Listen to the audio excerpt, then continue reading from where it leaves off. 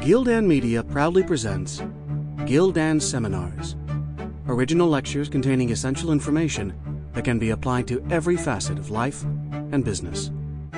Welcome to this all-new program, What to Do When the Bubble Pops.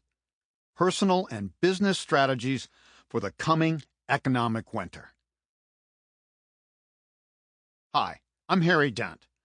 I've been forecasting trends in the economy since my research came together in the late 80s, and it came from not only in-depth research into demographics and economic cycles and technologies and all types of stuff, but it came from practical business experience, which I'll talk about more ahead. So I have a different approach to the economy, and fortunately for you, it's something you can understand. We're not talking about complex economic principles and academic sort of stuff. We're talking about the predictable things people and businesses and technologies do as they move into the economy. And it's just that simple. And I have predicted some major shifts in the economy that nobody saw. And I just the first one, and I'll talk about this more later as well. I saw in the late 80s the collapse of Japan, their real estate and stock bubble, and simultaneously from the early 90s on, the greatest boom in history for the rest of the world, especially Europe and the United States back then where I was focusing. So there's a reason for all of this. But first, I want to just kind of remind you of the volatility, the kind of roller coaster economy we've seen for decades now. This was not the way the economy looked after World War II in the 50s and 60s.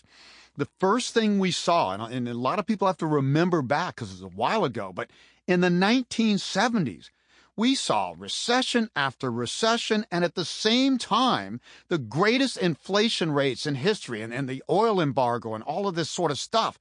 But it wasn't oil that was causing that primarily. I'll show later, it was the largest generation in history. Here in the United States and North America and around the world, the baby boom was just hitting the economy for the first time.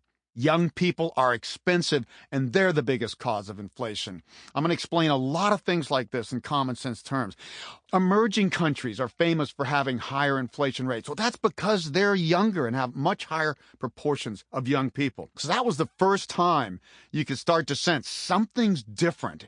We're in a whole new economy, new technologies, because the baby boomers not only brought their great expense to be incorporated in the workforce, but they brought new technologies, the information revolution, and those technologies started to foster the globalization revolution.